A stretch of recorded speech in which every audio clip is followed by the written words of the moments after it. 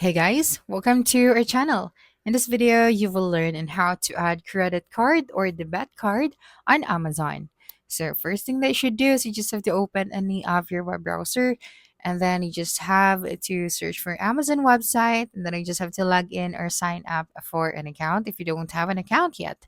So next is you just have to click on your profile or the account and list option at the top.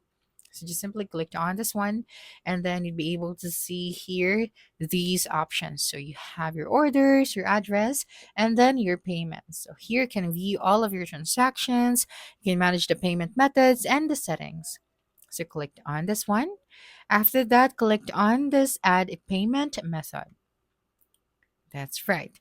And here you just have to choose the credit or debit card. So just have to click on the add a credit or debit card option. And then here, you just have to type out the card number, the name on the card, the expiration date, and of course, the security code.